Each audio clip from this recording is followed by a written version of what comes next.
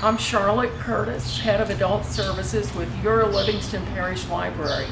And as you can see, we're on location again. Today, we are at Fire District 5 in Livingston Parish.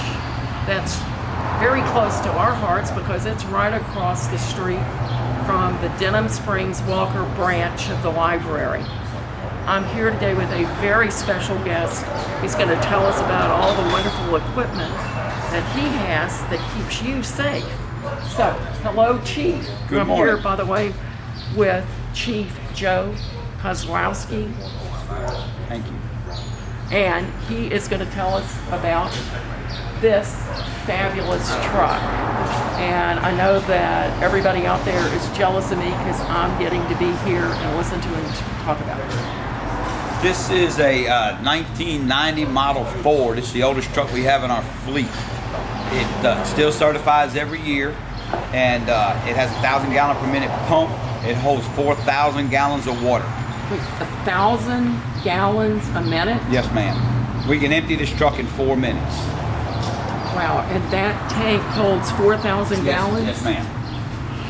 When we first started in 1986, there were very few fire hydrants, and in order to extinguish a fire, you had to bring your own water and then go back and find your water. So we had 2 tankers, and this was the biggest one in the parish at the time. We would set up a portable pond, which I'll show you on the other side, and dump the water into that. The fire trucks would draft the water out of the pond, and we would take the truck and go back and find a hydrant and fill up and shuttle water because there were no fire hydrants around. Wow. And you said this was built in the 90s. Yes, ma'am. This was built in 1990. And it was built where? This was built in Indiana. In Indiana? Yes, ma'am. Okay. Yes, ma'am. And they drove it down here. Truck has a special place in my heart. When we took delivery of it, I was the only one who could drive it. And how did that happen? Well, I guess because I drove trucks for a living back then. Wow. And it's got a very unique transmission in it. So when we had this truck, matter of fact, when Exxon had their explosion, yes, this truck was one of the first trucks to go to Exxon. I got a phone call Christmas Eve morning. Yes. Go get that tanker because they can't. The hydrants are all frozen in the river. They can't pump water. I remember how cold it was. We went in this truck with this and took 4,000 gallons. Yes, ma'am, and we just kept shuttling water to them until they could put the fire out. Wow. And it's a very complex truck because it also has the capabilities of being a first-in engine and use it as a pumper also. If you got a car fire or small shed fire and you don't need to shuttle water, it also has a full complement of hoses, and I can actually put out a fire with this truck as well as just shuttle water. Yesterday we used it on the interstate on a pretty good sized grass fire. Well, that makes sense because there's no fire hydrants on the interstate. That's correct. They had a pretty big grass fire, and our grass rig and one of the pumpers was down there, and as they were running out of water they hollered, and I drove it down to the interstate and pumped water to them so they could put the fire out. So even though you're a fire chief, you still are out driving and keeping everybody safe. My heart has been here. In 1984 we went out for a millage to actually establish this fire department, and it took us 2 years to collect enough money to clear the land, build the building, and get 1 fire truck. And but I've been here since the 1986 when we started running calls. I am the last charter member here, and it's still in my heart to drive these trucks, fight fire when I can, come off the top of buildings, hang, rescue on the ropes. Yeah, as the chief, I still do it all. In small combination in rural departments, fire chief is just a title. It's just another job you do on top of doing what you do out on the street, put fires out and extricate people. He's being modest because it's not just a title, but he's right. He's very hands-on. Yes, I am. Okay, so I can see why they need somebody that knew how to drive a truck, because I was looking at this. This looks very much like the trucks that you see on the interstate. This actually, the chassis, is a truck that you would normally see on the interstate. Really? That's how heavy duty it is. Yes, ma'am. It's as big and rated as heavily as any tractor trailer out there. Okay, and if you are at a place with fire hydrants, obviously, then you... Right. Then we'll tie in, and we'll tie in the back, and then we'll use the water that's in the tank, and we'll actually use these fire hoses to fight fire. How many feet? 250 feet on each one of those cross lays, 300 feet of that hose on there. So, a football field. Basically, yes, ma'am. Man. Okay, can we open it up? Surely. Whoa, come on. I mean, it's just a basic cab. It's got your sirens, it's your radios. It has an 8-speed transmission, manual transmission, which, believe it or not, nowadays young kids don't know how to drive standard transmissions anymore. Well, God bless them, because I remember how much fun that was learning That's right. how to work the clutch. You'd be surprised the tractor trailers that are on the road today that are automatic transmissions. Are you kidding? No, ma'am. Every other fire truck I have is an automatic transmission. I like knowing that if you need to stop, you can... Right. Okay. All right, great. Good? Is there anything else you'd like to tell us? Well, come on, I'll take you around to the other side Oh, yes. and show you the pond where we actually can dump the water. Out here, when we have to shuttle water, we actually open this valve up, we set up a pond, and this valve will dump the water in about 2 minutes. We can empty the whole truck.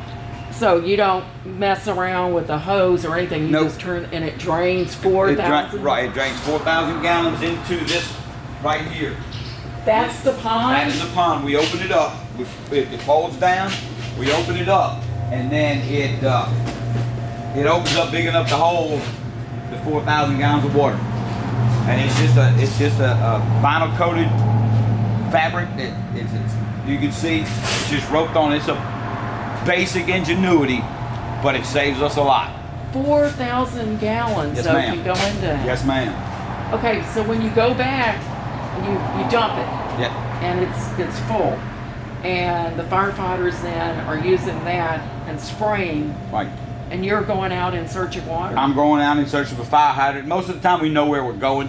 We know where the hydrants are. And we'll go hook up to the back of the hydrant on the back of the truck with 2 lines, and we'll fill it. And it fills from the top so that there's no pressure and it fills faster.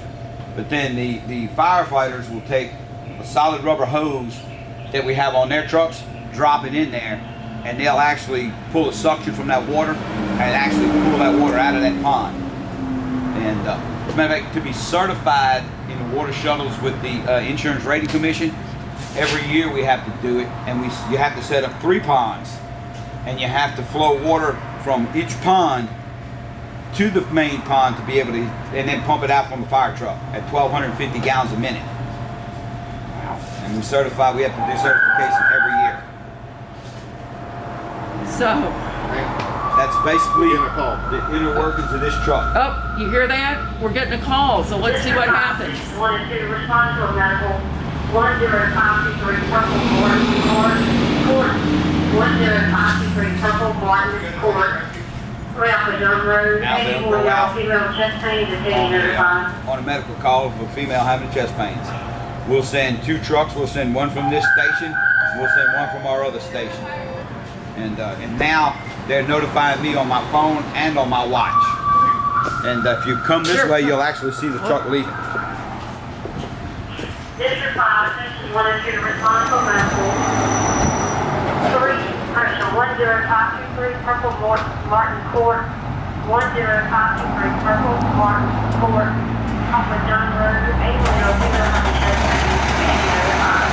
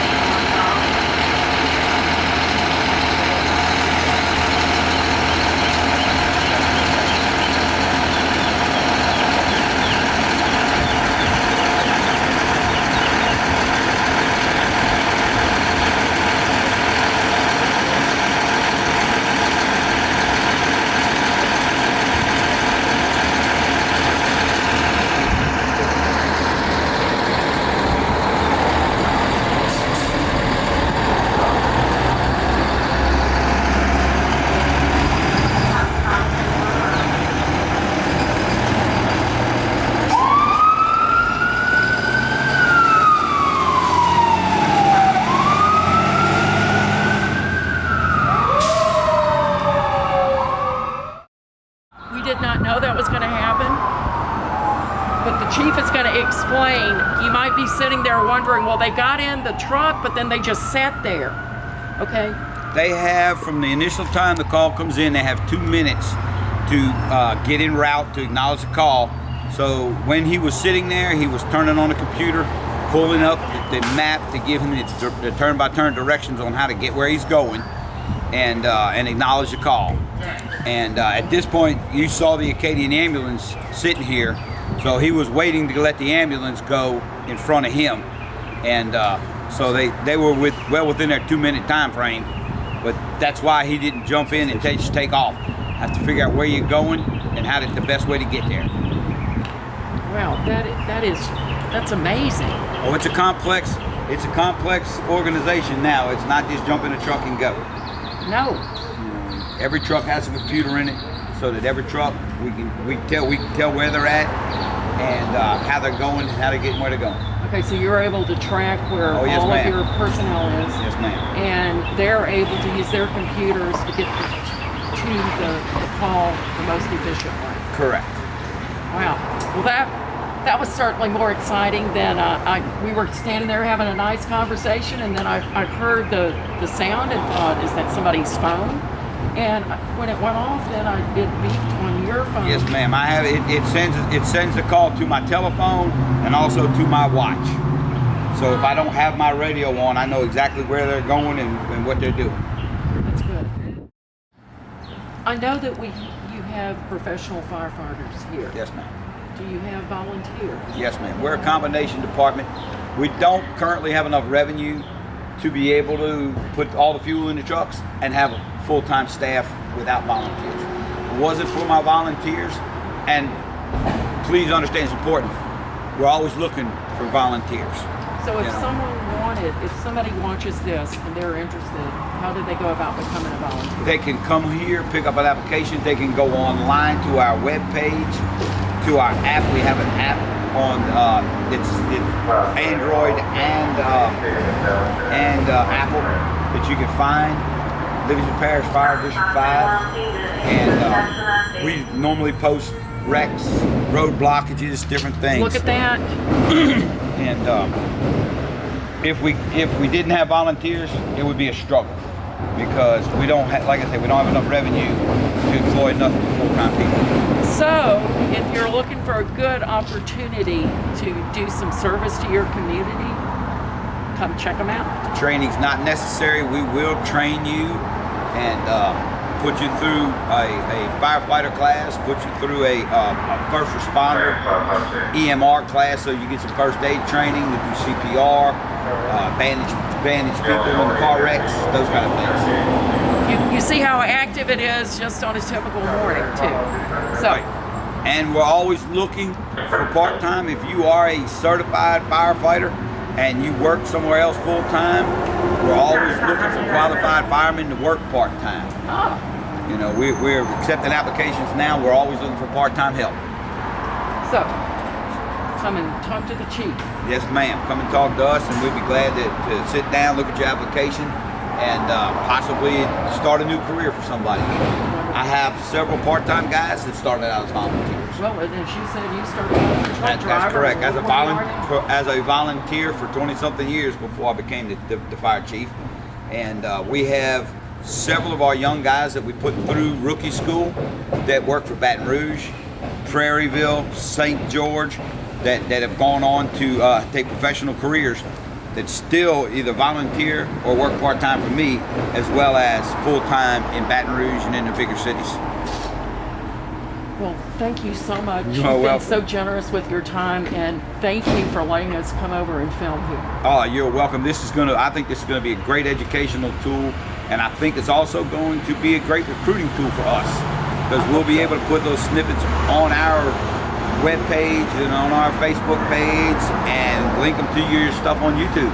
Wonderful. Wonderful. Thank you. It's been a great pleasure. I've Thank you, enjoyed it. Chief. Anything else you need, feel free. Well, I know I feel safer knowing that these guys have my back wherever I am throughout the parish, and I Always. know you do too. And All right. It's not just the people who live here, it's the people who drive these roads every day up and down yes. the interstate. It could be 100,000 different people up and down the interstate every day that we work major car wrecks, and we work car wrecks here, and you've seen them at this traffic circle. Oh yeah. And so it's not just the 10 or 12,000 people that sleep here every day. It's 100,000 people that drive up and down the road And travel. That we actually have to protect. Thank you for today, thank you for your service. You're welcome, and I'll turn it All right. over to Chief Weaver. All right. Charlotte Curtis, Livingston Parish Library.